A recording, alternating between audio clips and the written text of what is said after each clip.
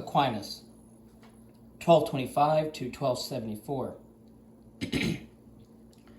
By a considerable margin, St. Thomas Aquinas, as he is known in religious circles, is the greatest philosopher as well as theologian of the medieval period. His combination of theology and philosophy survives today, known as Thomism, still taught in Catholic universities and colleges as the official philosophy of the faith. A scion of the aristocratic family of Aquino in the region of Italy now known as Lazio, Aquinas was educated at the Benedictine Abbey School of Monte Cassino, and then at the University of Naples. His family wished him to join the grand, genteel, and centuries-old Benedictine order, as befitted his birth, but while a student at Naples, he fell under the influence of a recruiter for the recently formed Dominicans, a mendicant preaching order founded to oppose heresy and fiercely committed to forging the intellectual tools to do so, very like the Jesuits more than 3 centuries later, who were set up to fight the Protestant Reformation of the 16th century. See John Calvin and his Institutes of the Christian Religion in the background. The Dominicans' reputation was as hunters of heresy and heretics. Aquinas' family did everything they could to dissuade him from joining the new order, which from their point of view seemed to be a collection of hippies and street fighters with its poverty, lack of history, zealotry, and engagement in struggles with Albigensians and Manichaeans. They went so far as to kidnap Aquinas, holding him prisoner in their family castles. His brothers even smuggled a prostitute into his room to seduce him from his religious fervor. Legend has it, however, that he drove her away with a red-hot fire iron and was rewarded that night by a visit from 2 angels, an event which strengthened his resolve. He was finally allowed to leave and made his way to Paris to study at its university. He enrolled as a pupil of Albertus Magnus and became so attracted to him that when later Albertus was sent to inaugurate a new studium at Cologne, he accompanied him and soon afterwards began his teaching career there. Among his fellow students and colleagues, Aquinas was known as the dumb ox, mainly because he was a man of few words, but also because he was big and burly. Albertus Magnus said to them, "You name him the dumb ox, but his teaching will one day be a bellow heard throughout the world." Aquinas might have been a man of few words in the spoken sense, but he made up for it in the very many volumes of his writings. At Cologne, he wrote commentaries on books of the Old Testament and an enormously detailed study of Peter Lombard's sentences. Recalled to Paris to serve as regent master in theology for the Dominicans, he set to work to defend the mendicant orders, which, as his family's attitude demonstrates, were controversial. The other notable new such order was the Franciscan order, founded by St. Francis of Assisi. The Franciscan and Dominican orders quickly became rivals. In his first stint as regent master in Paris, Aquinas wrote a book on truth, commentaries on Boethius, and a collection of quodlibetical responses to questions in theology, put to him by his students and others. By the end of his time there he was working on one of his most famous books, the Summa contra Gentiles. Literally translated, contra Gentiles means against the Gentiles, the implication being against the unbelievers. Summa means summary. As indicated by the standard English translation of the title, On the Truth of the Catholic Faith, the word unbelievers denotes anyone not a member of the Roman Church, which claimed then, as it does now, quote, that there is no salvation outside the church, end quote. Members of the Orthodox communions of Eastern Christianity, therefore, came under the same heading. Some scholars say that the Summa contra Gentiles was written as a handbook for missionaries to help with evangelizing efforts or proselytizing among pagans and Muslims in North Africa. Whether or not that is so, the book is unusual among Aquinas' works in that its first 3 quarters relies not on scripture and revelation, but on what he terms natural theology, only that is on philosophical arguments rather than church authority. This was so that unbelievers could be converted by appeal to reason without first having to accept the claims made by the church. Accordingly, its account of the nature of God, the creation, and the way to achieve happiness, these being the subjects of the first 3 books of the Summa, respectively. He tells his readers that happiness is secured by believing in God. Do not appeal to Scripture. The last book introduces the tenets of Catholic Christianity. In the decade between 1259 and 1269, Aquinas was once again in Italy and engaged in a variety of educational initiatives as a papal theologian in Rome. Despite the calls on his time, his prodigious output continued. He wrote several searching commentaries on Aristotle's De Anima, the Physics, and other works, and also the Golden Chain, the Errors of the Greeks, meaning the Orthodox Christians, the Powers of God, and above all, the first parts of the vast Summa Theologiae, or Summary of Theology, which he wrote as a primer for beginners in theology, justifying the production of an introductory work by quoting St. Paul's remark in the first epistle to the Corinthians, quote, "As to infants in Christ, I give you milk to drink, not meat," end quote. This is his most famous work. For sheer size, the Summa Theologiae is rarely beaten. It is over 2 million words long. I have read it in its entirety. 8 times the size of what you hold in your hands as you might read a 600-page book. And Aquinas did not finish what he had originally intended to cover. It takes the form of questions, proposed answers of competing kinds, and discussions of those answers. This is similar to the form of a university disputation in the scholastic tradition. The size of the book meant that Aquinas' ideas developed as he worked on it.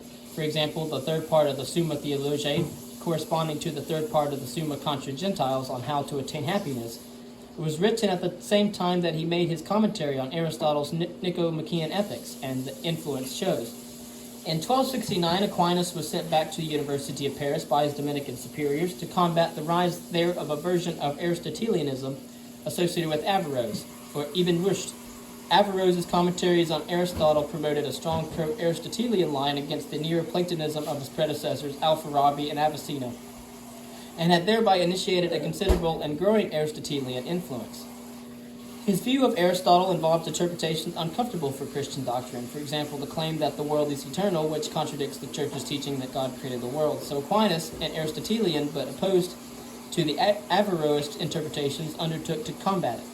His endeavor in this regard became entangled in a quarrel between the Dominicans and Franciscans in Paris, one of whom accused Aquinas of secretly being an Averroist. The Aristotelian question was a delicate one, therefore, for Aquinas was keen to defend what he admired in the philosopher. He denoted a series of disputations in the years 1270 to 72 to a demonstration of the consistency of Christian and Aristotelian views. In 1272, 2 years before his death, the Dominican order invited Aquinas to found a university anywhere he wished. He returned to Naples and both taught there and preached to their public in the city. It was the Dominican chapel of St. Nicholas in Naples that he was seen to levitate, so it is claimed, while receiving a commendatory book review from heaven. What is described as a long ecstasy, probably a stroke, occurred not long afterwards, in December of 1273, and although he made a partial recovery, he was unable to continue in his writing. He died 3 months later and was canonized half a century afterwards. One result of the Aristotelian controversy during Aquinas' second sojourn in Paris was that some of his teachings were condemned by the Bishop of Paris, and his reputation then and posthumously suffered in some quarters. It was not until his proclamation as a doctor of the Church 2 centuries later, placing him alongside the Latin fathers of the Church, Ambrose, Gregory, Jerome, and Augustine, that his reputation resumed its upward rise. At the 16th century Council of Trent, his Summa Theologiae was placed on the altar beside the Bible, and in 1879 Pope Leo XIII, in the encyclical Aeterni Patris, decreed that his teachings constitute the definitive statement of Catholic doctrine. A sketch of Aquinas' life only hints at is the central and pivotal fact that the recovery of the works of Aristotle and their translation into Latin, especially during the second half of the 12th century, the century before Aquinas' own time, along with studies of them by Averroes and Albertus Magnus, among others, were creating tensions between philosophy and theology, which to some meant between reason and faith. Aquinas encountered Aristotle's philosophy as a student at Naples and was profoundly influenced by it. Indeed, a great deal of his own philosophy is straightforward adoption from Aristotle on the material world, time, motion, cosmology, perception, ethics, and aspects of the question of the relation of God to the world. Aristotle was not only the influence. Augustine and Boethius and Plato, through Neoplatonism, played their part in his thought as well. But it is evident from the searching nature of his commentaries on Aristotle that the philosopher to which he writes was the chief source of his views.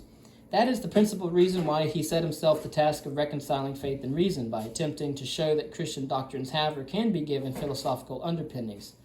In fact, they are. In earlier Christian doctrine, there were conflicting and unsettled views about the nature of the soul, ranging from Tertullian's view that the soul is corporeal to versions of Plato's non-corporeal theory adopted by Origen and Gregory of Nyssa. The problem required a suitable philosophical understanding of the concept of substance, which in turn involved thinking about matter, change, and form. As one would expect, Aquinas found resources in Aristotle for formulating his own view about these topics. Aquinas defined a material substance as the compound of an essence and a set of accidents. The essence is itself a compound of matter and form, while the accidents are all the other properties that the individual substance might contingently have. In the case of a human individual, however, the compound of matter and form that constitutes the essence is the soul, which Aquinas defined as, quote, the principle of life, end quote. It is a substantial form because in relation with matter, it constitutes the substance that is a given individual human being.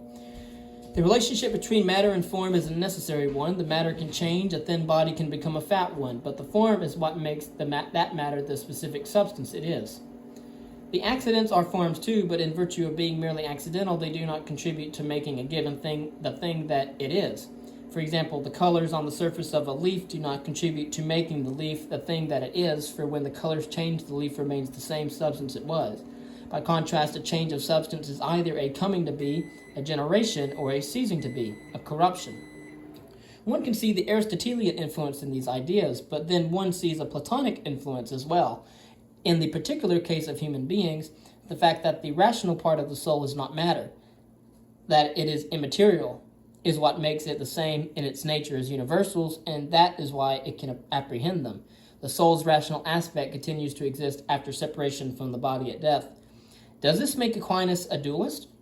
He claims that the soul is incorruptible, and that means not susceptible to change, and that its existential independence of the body, and therefore separability from it is demonstrated by the fact that its activities are not those of any of the body's organs. He says that the soul is a subsistent thing, by which he means that it can operate on its own, either independently or in conjunction with other things. But it is not a substance. Substances are more than subsistence, because they are in addition to complete. One can understand the idea of completeness by noting how it applies to the question of resurrection. The soul can exist apart from the body, but it is incomplete until reunited with the body at the physical resurrection. Of course, you have to think here that Aquinas is trying to synthesize both reason and religion. And so his theology is interspersed in his philosophy. Here, though, we're only worrying about Aquinas' philosophy, but in relation to his philosophy, he thinks that change involves both something that stays the same and something that does not. When a leaf changes color, something stays the same, the leaf, a substance, and something changes, its color, an accident. One can talk of changes of quality, quantity, and other accidental properties without attributing change to the substance of which these are accidents. When a substance changes, what remains the same is the matter, and what changes is the substantial form. This can readily be seen when we ask in relation to accidental changes, what has changed, and then refer to the underlying thing, which is the what, namely the substance. But when one talks of a substance changing, the concept of matter comes into play. Matter does not exist apart from substance, but substance is matter form that is compounded with a substantial form, so a change of substance is a change in the compound of matter and form constituting it. Aquinas says that God is the only absolute being because he is unique and simple. All of the things have a restricted kind of existence because of how they are composed. I would argue, however, that God is not unique and simple. He's the most complex thing, and I argue for a more simple explanation of how things exist, which is both starting with a simplistic smallest elements, and which eliminate the more complex elements. Human souls are created by God, in Aquinas' view, and are incorruptible and immortal. The soul has an active power within it, the intellect, capable of attaining to knowledge of universals by abstracting from what our bodily senses tell us. All human knowledge starts in the senses. Whatever is in the intellect was first in the senses, Aquinas says, and intellect operates on the information thus acquired. The will is free and necessarily desires what the soul sees as good, though the soul's desires change with the changeability of our judgment. We do not have immediate intuitive knowledge of God's existence, nor, here contradicting Anselm, can we prove it a priori, but we can prove it a posteriori from the nature of creation, which needs a first cause and necessary ground for its contingent nature, and which in its design and purpose manifests the wisdom and power of the deity. Of course, these are respectively the cosmological argument and the teleological argument, or the argument from design. Unlike the ontological argument of Anselm, they seek to rely on empirical considerations. So at least Aquinas is getting out from ontological considerations and is going to mostly cosmological and teleological considerations. And he probably gets his empiricism from Aristotle, obviously. But following Aristotle in the Nicomachean Ethics, Aquinas says that the good is the target of all striving, namely the fulfillment of what can variously be described as the function, final cause, or distinguishing feature, that is, what distinctively makes it a thing of its kind, of the striver. In the case of human beings, the distinguishing feature is reason. Since everything has a function or distinguishing feature, everything has a good. So evil is definable as the absence or lack of good. To the observation that there are people who desire evil, Aquinas replies that they mistakenly think that the evil thing is good. However, people can neither hope to do good nor actually do it without divine grace, and that means they cannot be happy without God. This does not, as it might appear to, cause a difficulty about free will, says Aquinas, because although God ultimately is the cause of everything, he operates according to the nature of the thing when he moves their causes. So he moves the voluntary causes in humans. You have to think at this time, free will was an idea that people were arguing over. Now we obviously know that there is no free will and that all things are determined by physics, chemistry, biology, and psychology. There is much technical philosophy like this in Aquinas. His teachings constitute a complete system, which is why, as Thomism, they provide the Roman Catholic Church with its philosophy, whose official status was further confirmed by Pope Pius X in Doctoris Angelici in June of 1914. Quote, "The capital thesis in the philosophy of St. Thomas are not to be placed in the category of opinions capable of being debated one way or another, but are to be considered as the foundations upon which the whole science of natural and divine things is based. If such principles are once removed or in any way impaired, it must necessarily follow that students of the sacred sciences will ultimately fail to perceive so much as the meaning of the words in which the dogmas of divine revelation are proposed by the magistracy of the Church." End quote. This places Thomistic philosophy and theology above all debate, which, at least in the case of philosophy, is precisely contrary to what philosophy is about. But even within the confines of an officially sanctioned dogma, there can be room for debate, as we see from the fact that there are several different schools of Thomist philosophy: scholastic Thomism, phenomenological Thomism, existential Thomism, and even analytical Thomism. Although this is hardly a school but a glancing reference to the fact that a few significant figures in recent Anglophone analytic philosophy have been practicing Catholics. For example, Elizabeth Anscombe, her husband Peter Geach, and their friend Michael Dumay, chief among them. So the association of Aquinas with Aristotle meant that when, in the 16th and 17th century, the influence of Aristotle was challenged by the rising generations of philosophers and scientists then at work, Aquinas' own authority diminished in the 16th and 17th centuries, even among some individual Catholics such as René Descartes, whose views about the unreliability of sense experience and the difference between mind and body as separate substances are in direct conflict with Aquinas' views. It was for this reason that Descartes' philosophy was not accepted by the Church, and why his writings were placed on the index of forbidden books. In the Catholic Church, Aquinas' reputation has remained strong, not least because of the work of the Dominicans and the fact that the Pontifical University of St. Thomas Aquinas has produced so many ecclesiastically influential graduates. As with almost all theologians, in philosophy in general, his influence is far less.